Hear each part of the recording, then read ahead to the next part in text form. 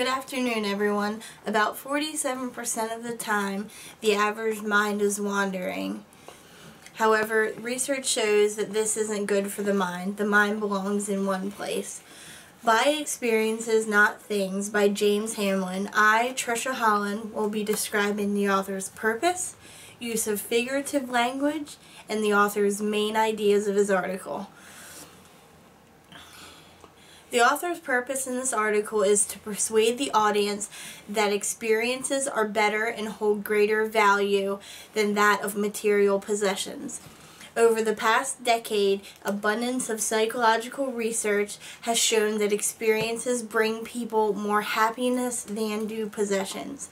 Usefully spending your money on experiences will provide enduring happiness, as well as waiting for an experience elicits more happiness than waiting for a material good. Experiences tend to make people happier because they are less likely to compare an experience to that of a material good.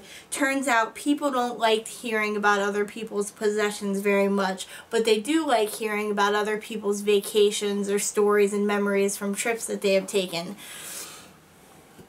For instance, as a similarity, in 2010 I visited the Galapagos Islands in Ecuador where I built a church and went on the equator. We also helped a lady named Mercedes redo the inside of her house, and as an appreciation gift, she actually made me this painting of a blue-footed booby, which is Ecuador's main bird. Also, in 2008, I visited Disney World, and the memories and experiences of that vacation I will still remember for a lifetime. It has been shown that those waiting for an experience are also in better moods than those waiting for material goods.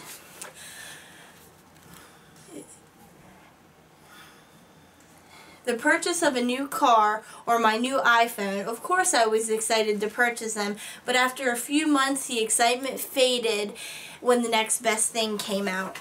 We stop appreciating things to which we are constantly exposed to.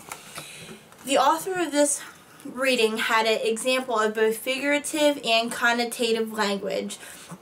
The author used the phrase whetting your appetite to explain sharpening your imagination of various outcomes of an experience rather than knowing what you're going to get with a material good before you get it. The author had a more positive outlook on the whole article, describing that experiences hold greater value than material goods. He went on to explain that, you know, the happiness and that material, or that experiences bring. I believe that the author had a more non-materialistic worldview, saying that, you know, taking a trip or going out to dinner is more important than going out and buying a new car.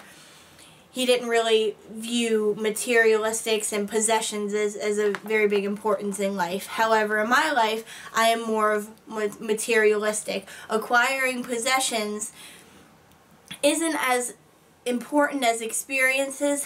However, in my personal life, it is much easier to acquire a personal possession than it is to have the money to go on a vacation, for instance. One of the reasons that, you know, materialistic possessions aren't as good as experiences because either they're not around long enough to be imperfect or they are already imperfect. However, a bad experience becomes a good story.